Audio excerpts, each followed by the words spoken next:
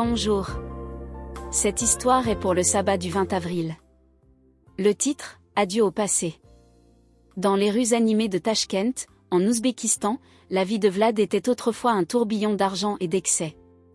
Au début des années 1990, alors que l'Union soviétique s'effondre, Vlad saisit les opportunités, dirigeant une usine de beurre prospère le jour et orchestrant des parties de poker clandestines la nuit.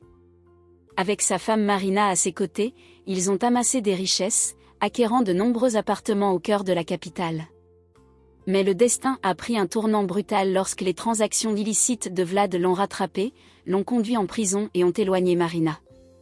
Dans la désolation de sa détention, Vlad se tourne pour la première fois vers une puissance supérieure, négociant avec Dieu dans un moment de désespoir. Libéré de prison grâce à une amnistie inattendue, Vlad a perdu de vue son engagement envers la divinité et a repris sa quête de richesse. Il s'est remarié et s'est aventuré en Corée du Sud pour y travailler, mais il s'est vite retrouvé en Ouzbékistan, où une rencontre fortuite avec la foi a redéfini ses priorités. Attiré par sa seconde épouse, Aliona, dans une église adventiste du 7e jour, Vlad s'est détourné des questions d'argent pour s'intéresser aux questions de l'âme. En 3 ans, il s'est converti au christianisme, remettant son cœur à Jésus et abandonnant son ancienne vie matérialiste. Fort de sa nouvelle foi, Vlad s'est lancé dans un voyage missionnaire en tant que pionnier de la mission mondiale, avec pour mission de répandre l'évangile parmi ses compatriotes ouzbeks.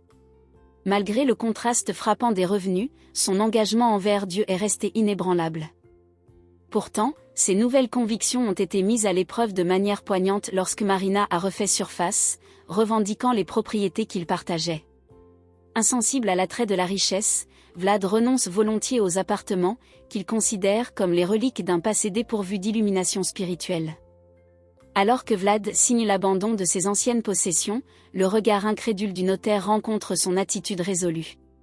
Ses actions, bien que déroutantes pour Marina, reflétaient une profonde transformation intérieure alimentée par la foi et un nouveau sens de l'objectif. En quittant le bureau du notaire d'un pas léger, Vlad ne regrettait pas ses décisions. Son allégeance repose désormais uniquement sur Dieu, qui, a-t-il professé, a abondamment pourvu à ses besoins. Vlad a déclaré dans une interview que son amour pour l'argent appartenait au passé. Aujourd'hui, il aime Dieu et aime le partager avec les autres. Dieu pourvoit à tous mes besoins, a-t-il déclaré. Une partie de l'offrande du 13e sabbat de ce trimestre permettra d'ouvrir la première école élémentaire adventiste du 7e jour à Tachkent, en Ouzbékistan.